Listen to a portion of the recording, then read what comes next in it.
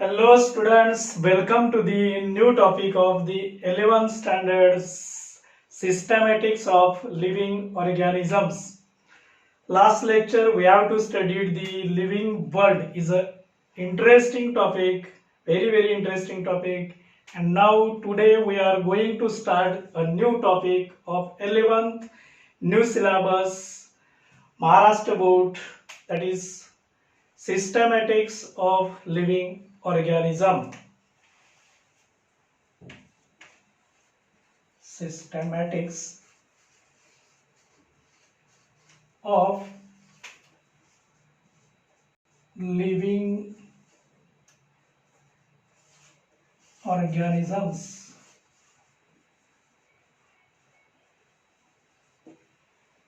Systematics of living organisms. आता या topic मध्ये आपण पाहणार आहोत की क्लासिफिकेशन म्हणजेच वर्गीकरण आहे, त्याच्या कोणकोणत्या मेथड्स आहेत. Methods of classification, 2 kingdom method, 3 kingdom, 4 kingdom method, 5 kingdom method, या वेगवेगळ्या मेथड्स आपण बघणार आहोत. कोणकोणत्या आर्टिफिशियल क्लासिफिकेशन मेथड कोणत्या सायंटिस्टनी दिलेले आहे, वेगवेगळे किंगडम्स आहेत, त्या किंगडम्सची वैशिष्ट्ये आपण बघणार आहोत. 5 किंगडम सिस्टीम आपण डिटेल या टॉपिक मध्ये अभ्यासणार आहोत. सुरुवातीला आपण या टॉपिक मध्ये वेगवेगळ्या कोणकोणत्या मेथड्स आहेत क्लासिफिकेशनच्या, तो पार्ट आपण बघणार आहे. Methods of classification. Methods of classification. Okay, वर्गीकरणाच्या कोणकोणत्या वेगवेगळ्या मेथड्स आहेत हे आपल्याला पाहायचं आहे. नंबर 1 मेथड आहे एक natural method of classification. Natural method of classification. So natural classification.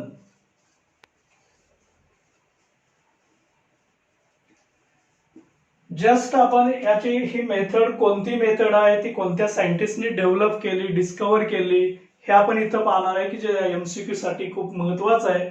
So natural classification method, it was discovered by Bentham and Hooker. Bentham and Hooker. So first method of classification is a natural classification method and it was discovered by Bentham and Hooker. Bentham आणि Hooker या दोन सायंटिस्टनी natural classification method ही develop केली. Next number 2 method आहे artificial classification. Artificial classification method. So this artificial classification method was discovered by Linus. Linus या सायंटिस्टनी ही method शोधून काढलेली आहे. So artificial classification method was discovered by Linus. So Linus is related with artificial classification and Bentham and Hooker are related with natural classification method. Then next method आहे polygenic classification. So number 3 method आहे polygenic classification. Polygenic classification. And this method was discovered by Engler and Prandtl. Engler and Prandtl या दोघांनी according to evolution नुसार प्राण्यांचे किंवा वनस्पतींचे, सजीवांचे कोणकोणते क्लासिफिकेशन आहे, according to evolution Engler and Prandtl discovered the polygenic method of classification. Then 2 kingdom method of classification. ह्या जनरल मेथड झाल्या क्लासिफिकेशनच्या. सो 2 किंगडम सिस्टीम किंवा 2 kingdom method of classification. 2 kingdom system.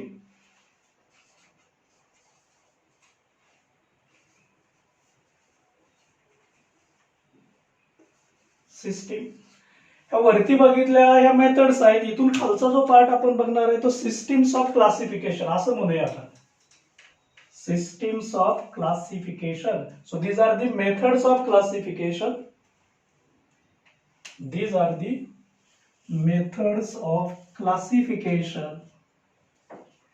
And now we are going to study the systems of classification. Systems of classification. Okay. तर याच्यामध्ये कोणकोणत्या systems आहेत, ह्या systems आपल्याला क्लासिफिकेशनच्या सिस्टीम्स पाहायच्या आहेत. याच्यातली नंबर 1 सिस्टीम आहे. नंबर 1 सिस्टीम म्हणजेच टू किंगडम सिस्टीम. सो त्याला आपण नंबर 1 म्हणूया. Two kingdom system. So this two kingdom system was given by Linus and having the two kingdoms Plantae and Animalia given by Linus. Given by Linus. So having a two kingdoms Plantae and Animalia. Plantae, Animalia. Given by Linus.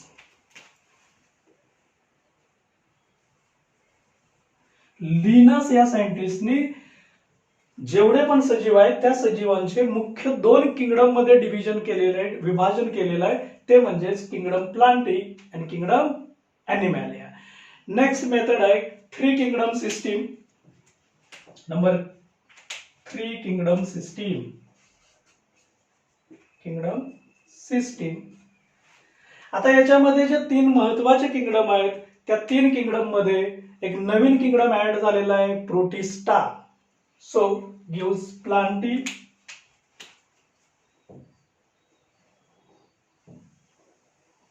Plantae, Animalia and Protista. हे 3 kingdom आहेत, division केलेलं आहे 3 kingdom system and it was given by Haeckel. Haeckle. Given by Haeckel. इथं खाली लिहूया आपण.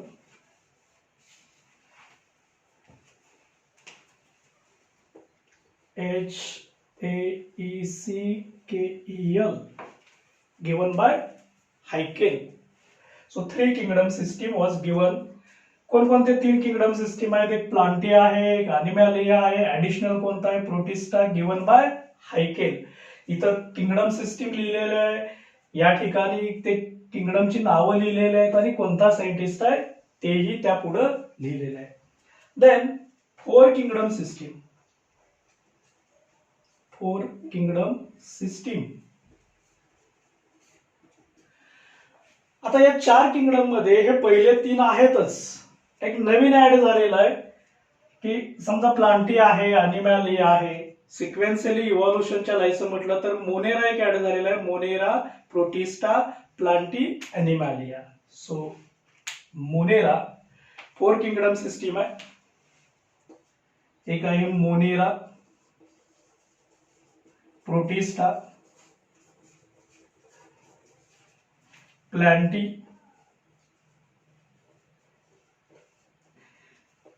and Animalia.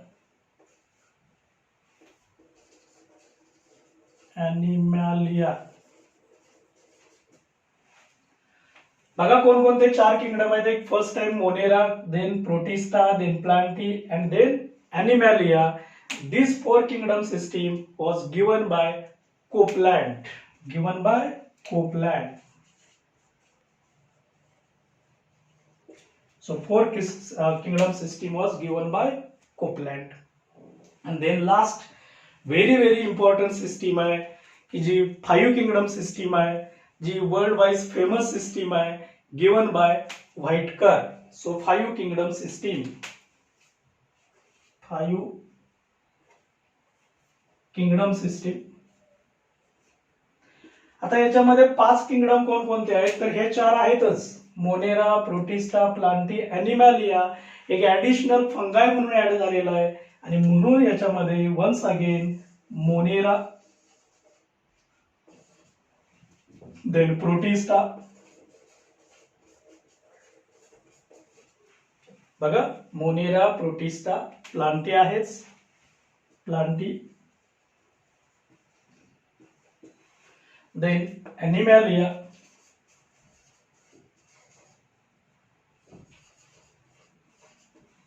And then Fungi. इव्हॉल्युशनने लिहायचं म्हटलं तर ॲनिमॅलियाच्या अगोदर आपण काय लिहू शकतो, फंगाय अँड देन ॲनिमॅलिया. एक ऍडिशनल आहे तो फंगाय आहे, फंगाय, ॲनिमॅलिया.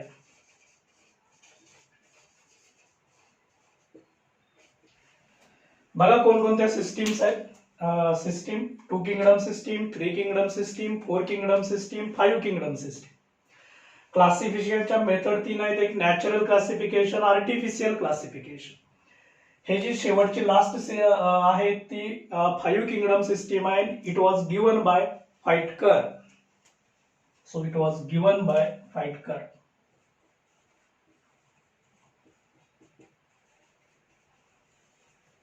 So 5 kingdom system was given by Feitkar. Given by Feitkar. So natural classification Bentham and Hooker. Artificial classification given by Linus. Then polygenic Engineer and Prandtl.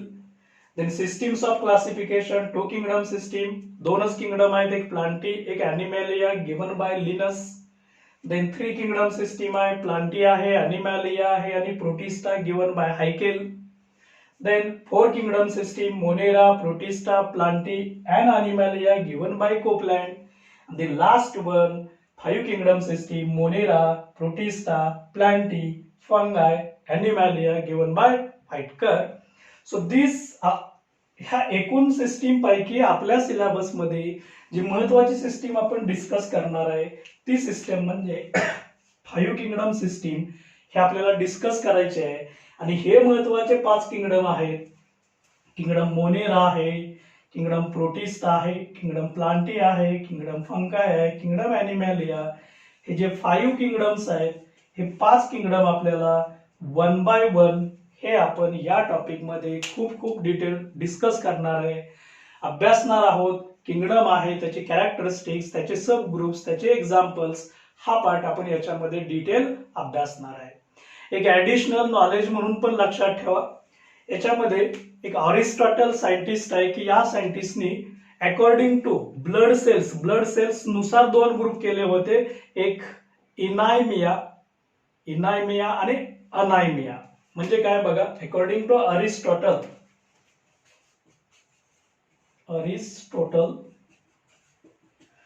यांनी सजीवांचे, प्राण्यांचे, स्पेशली फॉर अनिमल्स,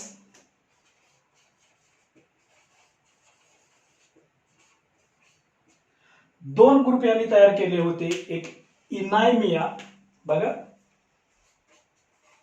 इनायमिया,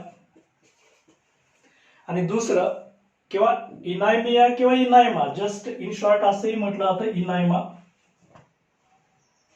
आणि अनायमा. आता याचं मिनिंग काय आहे, अॅनिमल्स मध्ये इनायमा आणि अनायमा असे 2 डिव्हिजन, 2 ग्रुप त्यांनी तयार केलेले होते. ज्याच्यामध्ये इनायमा या शब्दाचा अर्थ आहे ब्लड सेल्स आहेत, रेड ब्लड सेल्स आहेत, रेड ब्लड म्हणतो आपण.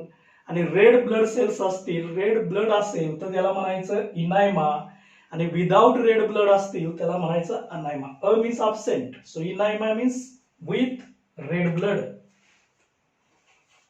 With red blood, and anaima means without red blood, without red blood cells, किंवा जस्ट रेड ब्लड म्हटलं तरी चालेल according to Aristotle. So this is about general explanation आणि very important point of CET, NEET, very important. So there, these shows the various type of scientists who gives the methods of classification, systems of classification, division of animals. So it is very important. Board थोडा observe करा आणि हे लिहून घ्या, व्यवस्थित लिहून घ्या, notebook मध्ये व्यवस्थित लिहून घ्या. ओके, चला तुम्ही लिहून घेतलेला असेल. आपण या सिलेबस मध्ये लास्ट जी 5 किंगडम सिस्टीम आहे गिवन बाय व्हाईटकर, हे 5 किंगडम आपण डिटेल अभ्यासणार आहोत, 1 बाय 1 अभ्यासणार आहोत. फर्स्ट किंगडम आपण अभ्यासणार आहे तो म्हणजे किंगडम मोनेरा.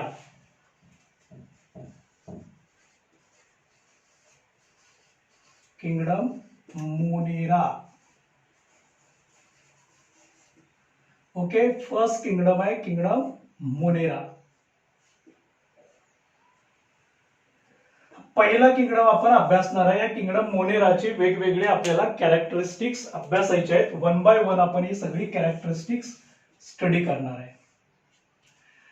आता जेव्हा व्हाईटकरने यांचं वर्गीकरण करायचं ठरवलं, क्लासिफिकेशन करायचं ठरवलं, तेव्हा काही स्पेसिफिक असे क्रायटेरिया त्यांनी कन्सिडर केले होते, निकष कन्सिडर केले होते, ज्याच्यामध्ये सेल स्ट्रक्चर कसं असू शकतं, बॉडी स्ट्रक्चर कसं असेल, मोड ऑफ न्यूट्रिशन कसे असेल, लाईफस्टाईल कसा असेल, इंटेक ऑफ फूड कसं असेल. या निकषांच्या आधारे त्यांनी 5 किंगडम तयार केलेले होते. Kingdom Monera, kingdom Protista, kingdom Fungi, kingdom Plantae, kingdom Animalia. त्यापैकी आपण पहिला किंगडम अभ्यासतोय किंगडम मोनेरा. कोणता किंगडम अभ्यासतोय? Kingdom Monera. आता या मोनेरामध्ये काही आपण कॅरेक्टरिस्टिक्स बघणार आहे आणि त्याची वैशिष्ट्ये आपण 1 बाय 1 अभ्यासणार आहे. कॅरेक्टरिस्टिक्स बघणार आहे. सो फर्स्ट आपण सेल स्ट्रक्चर, ज्याला आपण सेल ऑर्गनायझेशन असंही म्हणू शकतो. नंबर 1 आहे सेल स्ट्रक्चर किंवा sale organisation.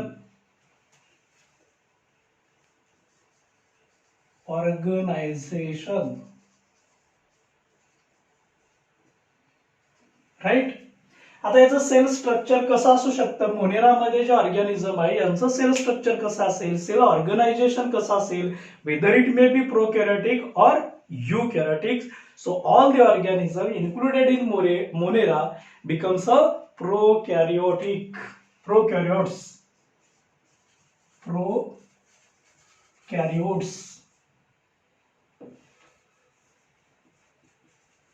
are called as prokaryotes. याला आपण प्रोकॅरियोट्स म्हणतो कारण याची सेल प्रोकॅरियोटिक असते. आता प्रोकॅरियोटिक, यूकॅरियोटिक हा कन्सेप्ट तुमचा क्लिअर झालेला आहे. ज्या ऑर्गॅनिझम मध्ये, ज्या सेल मध्ये केंद्रक अविकसित असतं, प्रिमिटिव्ह न्यूक्लियस असतं, अनडेव्हलप्ड न्यूक्लियस असतं, याला म्हणायचं prokaryotic. Pro means primitive, karyotic mean nucleus. So primitive, karyotic means nucleus. यालाच आपण अनडेव्हलप्ड न्यूक्लियस असंही म्हणतो. अविकसित केंद्रक पेशी असते प्रोकॅरियोटिक्स. म्हणजे मोनेरा मधल्या सगळ्या सजीवांचं सेल स्ट्रक्चर आहे ते प्रोकॅरियोटिक आहे, की ज्याचं केंद्रक अविकसित आहे. So primitive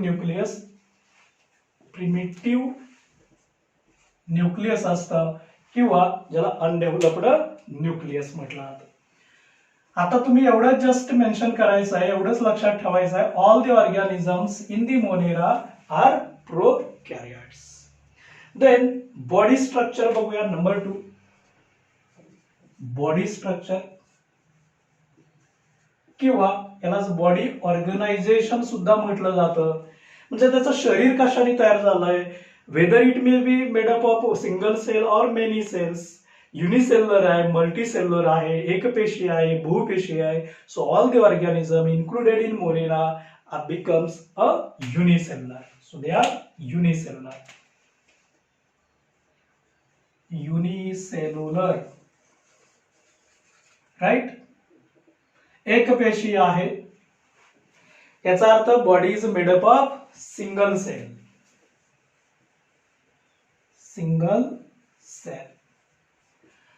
Prokaryotes undeveloped nucleus, primitive nucleus. Nucleus is undeveloped असतं, विकसित झालेलं नसतं.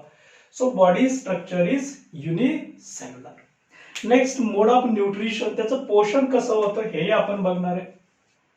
सो मोड ऑफ न्यूट्रिशन, त्याचं पोषण कसं होतं, न्यूट्रिशन कसं असतं. Mostly they are heterotrophic but some are autotrophic. So mostly heterotrophic, mostly हेटेरोट्रोपिक.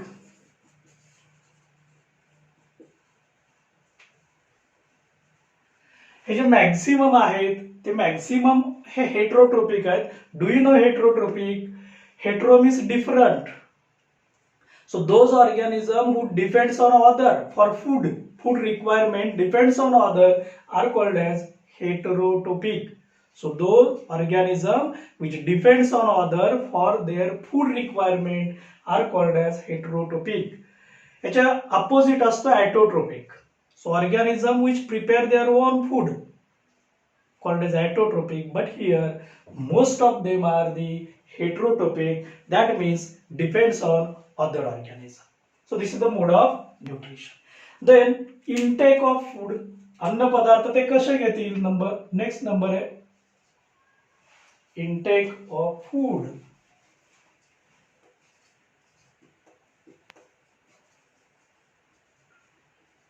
intake of food, food घेण्याची त्यांची पद्धत कशी असू शकते. intake of food.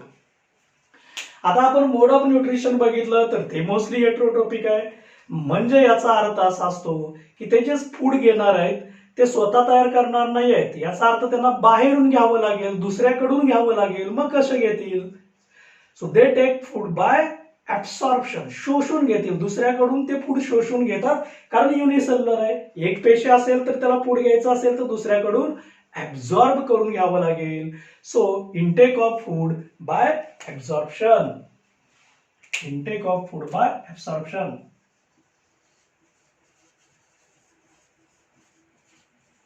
So by absorption. Clear? Then next feature आहे ते म्हणजे cell organelles, whether it may be present or absent. Characteristics आहे next, cell organelles.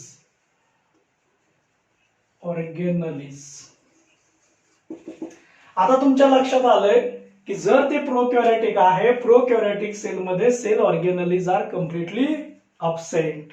So cell organelles are absent because cell is prokaryotic without cell organelles. Next feature आहे ते म्हणजे त्याचा, आता ठीक आहे सगळ्यात महत्वाचा त्याचा डीएनए कसा असेल हेही बघूया आपण. DNA deoxyribose nucleic acid genetic material असतं सगळ्या सजीवांच्या मध्ये महत्वाचं, except few viruses. Most of the living organism having a genetic material DNA. आता याचा डीएनए कसा असतो. सिंपल असतो, डबल स्टँडर्ड असतो आणि ओपन असतो. नेकेड डीएनए असतो आणि विदाउट हिस्टोन प्रोटीन असतो. सो सिंपल डबल स्टँडर्ड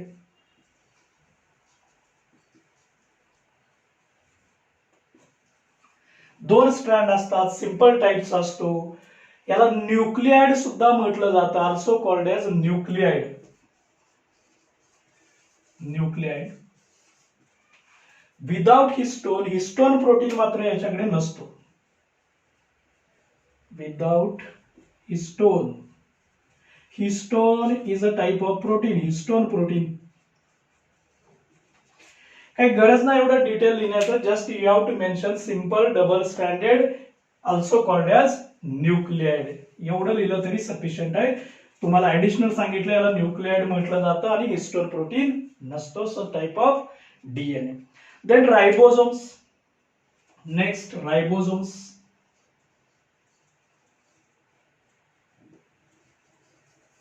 आता राइबोसोम्स हे युकॅरियोटिक सेल मध्ये असतात, प्रोकॅरियोटिक सेल मध्ये असतात. जनरल नॉलेज साठी लक्षात ठेवा याला आपण प्रोटीन फॅक्टरी म्हणतो.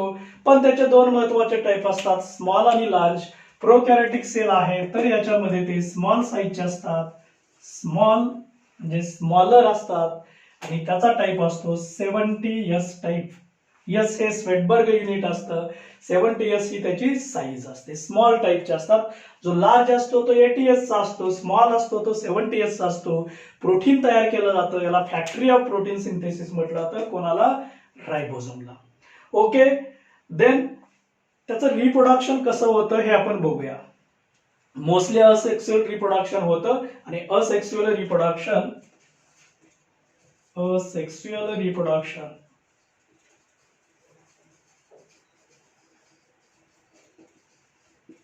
बाय फिशन होतं, बायनरी फिशन किंवा बडिंग मेथडनी होत असतं. बाय बायनरी फिशन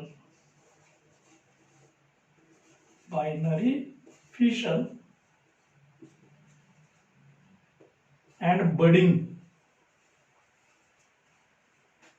हे बायनरी फिशन काय असतं तर एकाचेच दोन समान ऑर्गॅनिझम तयार होणं. बडिंग म्हणजे बड पासून तयार होणं, याला बडिंग मेथड म्हटलं जातं. या मेथडनी त्याचं असेक्सुअल रिप्रोडक्शन होतं. देन सेल वॉल कंपोजिशन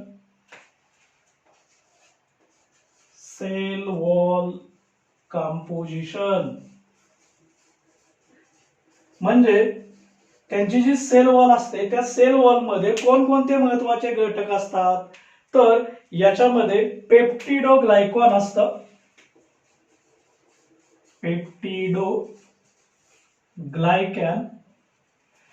पेप्टिडोग्लायकॅन याला म्युरिन सुद्धा म्हटलं जातं. म्युरिन और पेप्टिडोग्लायकॅन टाइप ऑफ कार्बोहायड्रेट ही त्याची सेल वॉल कंपोजिशन असतं. आणि याचं रिझर्व्ह फूड काय असतं हेही आपण बघूया. साठवलेले अन्न पदार्थ कोणकोणते असतात? Reserve food. So type of reserve food, याच्यामध्ये दोन महत्वाचे रिझर्व्ह फूड असतात. एक तर ग्लायकोजन साठवलं जातं किंवा स्टार्च साठवलं जातं. सो ग्लायकोजन और स्टार्च. याचे वेगवेगळे एक्झाम्पल्स आपण डिटेल पाहणार आहे. सध्या तरी आपण याच्यामध्ये ही कॅरेक्टरिस्टिक्स बघितलेले आहे. एक एक एक्झाम्पल लिहा. रायझोबियम किंवा नॉस्टॉक म्हटलं जातं. एक्झाम्पल आहे rhizobium,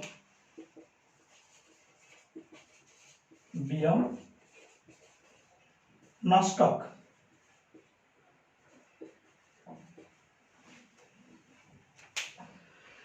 so these are the some of the features of the kingdom Monera. ही वेगवेगळी वैशिष्ट्ये आहेत. Cell structure, body structure, nutrition, intake of food, cell organelles, DNA कसा आहे, रायबोझोम्स कसे आहेत, asexual reproduction, cell wall composition, त्याच्यानंतर रिझर्व्ह फूड आणि एक्झाम्पल. ओके, हे कॅरेक्टरिस्टिक्स व्हिडिओ ऑब्झर्व करा आणि व्यवस्थित लिहून घ्या.